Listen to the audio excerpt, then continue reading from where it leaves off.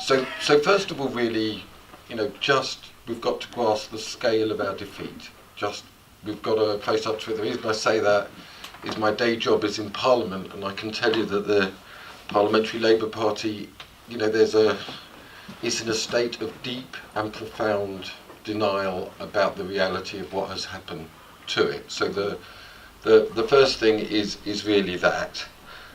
And to recognise that Labour is no longer the object of affection of working class people, and the government is the object of affection, because in 3 days they're going to do what the liberal progressive ruling class said could not be done. That is that we will be leaving the EU, and the thing to grasp with the scale of the defeat, and then the disintegration of Labour as the tribune of the working class, which has been for more than a century, is an enormous loss, and is the result. Well, the last 4 years are one thing, but this trend has been going on for really a very long time, as the class basis of the Labour Party has changed, and the Labour Party has become much more middle class, much more liberal, much more graduate, and essentially signed in to what we used to laugh at school, the Whig theory of history. The future lay with no borders. Technology would mean that democracy was subordinated, that we would all become middle class. And imagine trying to comprehend for people who were taught that at university, distinguished professors, I'm sure, that the direction of history was towards those things. Globalization, liberalism, the middle class, multilateral treaties. And imagine trying to comprehend that these 4 things define the future, really. And the first is that the nation state is much more important than was considered. The second is the working class matter. And it's to be recognised that we're the ones who said the working class didn't matter. We're the ones who abandoned them. The third aspect of that is, is that democracy is not finished. I mean, this was what was at stake all these mad 3 years that we've been to. Was this referendum going to count? And obviously the Labour position was to say, no, you stupid, ignorant, brilliant concept I've heard, never heard it before, undereducated, that people are undereducated, do it again, with Leave not really being on the agenda, that democracy matters, the working class matters, the nation state matters, and the hardest thing for us to eat really is that the force that's going to shape the future more than anything, more than socialism, is conservatism. Is that so you can understand why the PLP is in a state of what my mum would call, very nice word, don't hear it, discombobulation. She used to, she would say to me, Maurice, you're discombobulated. And no, I'm not. And that I recognise as the condition of the progressive ruling class, and they can't really cope. And in all of that mix, we have to recognise that a sense of trust in democracy was held and carried by the working class. When all had abandoned that idea that voting mattered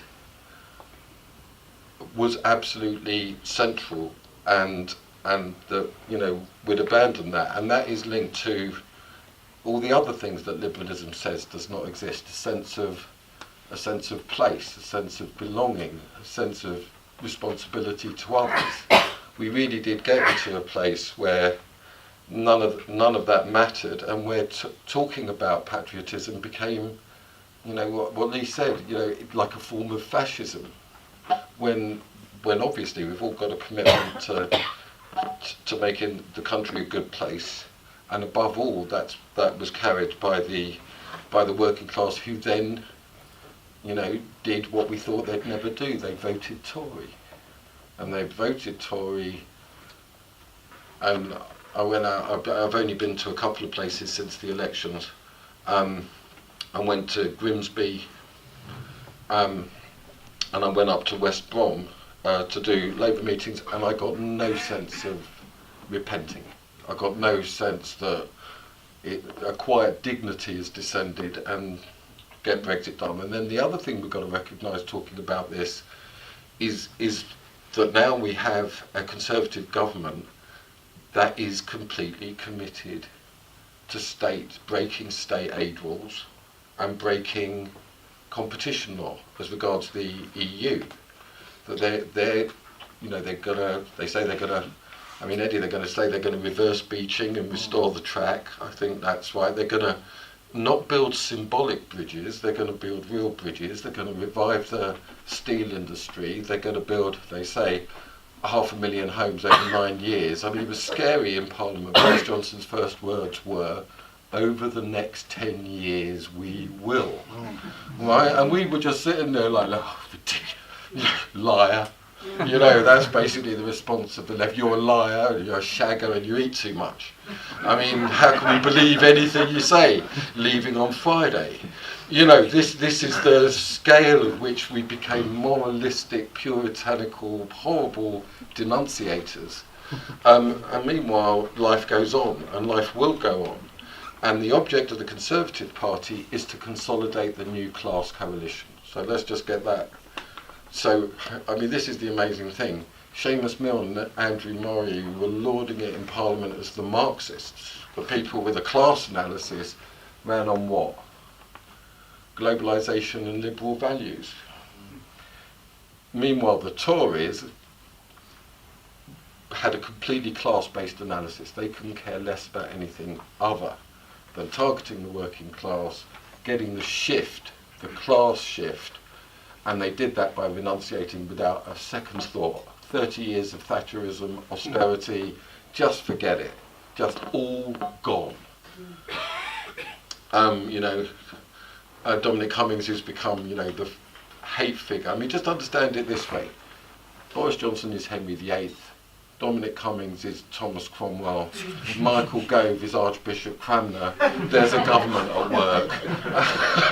And they will consolidate a new settlement based on a new class coalition for the Conservative Party in which the working class are going to be made to feel at home. And the culture of Labour, sanctimonious, rejectionist, middle class, puritanical, is not going to be a hospitable place. And to do that politics, and the Conservatives will do anything to consolidate that new class coalition. So, where do we lie?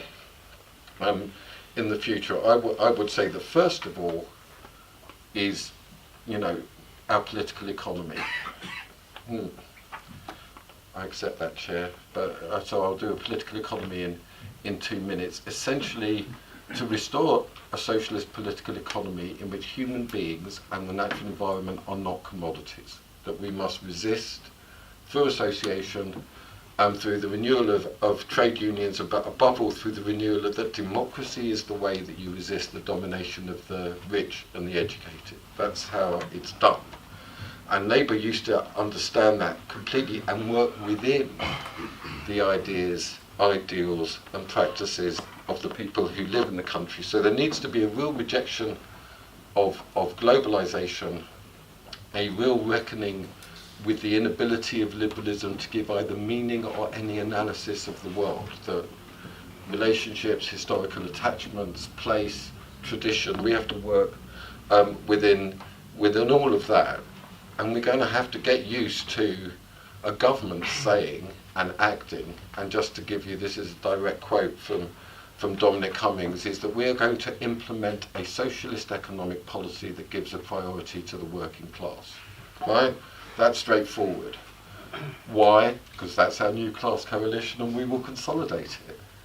Right, so if we stand on the side of that, saying we want ever closer alignment with the EU, with the customs union, with the single market, with the ECJ, there is no future. The left just has become liberalism. At the end of, this is what I said to Seamus Milne, I'll end there, the end of Don Quixote, he goes on all this journey and he comes back home and he's got all these donkeys filled with gifts and things that he's bought from the world, and his mum says to him, "What did you learn on your travels?"